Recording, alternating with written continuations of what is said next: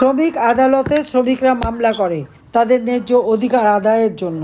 ইউনূস তাদের সঙ্গে চিটিং করে, আলোচনার নামে একটি ফান্ড রাখে, কিন্তু সেই ফান্ড শ্রমিকরা রাজি হয়। সেই ফান্ড থেকে শ্রমিকদের টাকা না দিয়ে সেখান থেকে 25 কোটি টাকা নিয়ে সে ঘুষ দেয়। শ্রমিকের নেতা, প্রেসিডেন্ট, সেক্রেটারি এবং আইনজীবীকে 3 কোটি টাকা করে ঘুষ দেয় এবং সেটা ধরা পড়ে। এবং শ্রমিক আদালতে মামলায় ইউনূসের শাস্তি হয়। ইউনূস যখন সরকার গঠন করলো, যখন শপথ নিল, তখন কিন্তু সে দণ্ডপ্রাপ্ত আসামি।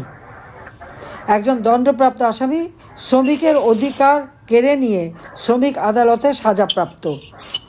আজকে সকল শ্রমিক শ্রেণী এবং কৃষক, এই কৃষকদেরকে আমরা 10 টাকা ব্যাঙ্ক অ্যাকাউন্ট খোলার ব্যবস্থা করে দিই, কৃষি উপকরণ কার্ড দিই, কৃষিতে ভর্তুকি দিই, বাংলাদেশ খাদ্যের স্বয়ংসম্পূর্ণ হয়। বর্গা চাষিদের বিনা জামানতে আমি কৃষি ঋণ দেওয়া শুরু করি। আমাদের যুব সমাজ যাতে কাজ করতে পারে তাদের জন্য কর্মসংস্থান ব্যাংক করে বিনা জামানতে 2 লাখ টাকা নিয়ে ব্যবসা করতে পারে, সেই ব্যবস্থা আওয়ামী লীগ সরকারই করে দিয়েছিল। কাজে আমি এইটুকু বলবো যে আওয়ামী লীগ সবসময় এদেশের কৃষক, শ্রমিক, মেহনতি মানুষের পাশে আছে।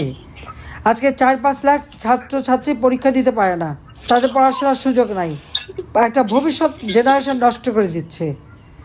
আবার দিন ফিরে আসবে, সুন্দর পরিবেশ হবে, ছেলেমেয়েরা আবার লেখাপড়া শান্তিমতো করতে পারবে এবং দেশের মানুষের জীবনে শান্তি ফিরে আসবে ইনশাআল্লাহ। জয় বাংলা, জয় বঙ্গবন্ধু, বাংলাদেশ চিরজীবী হোক। খোদা হাফেজ।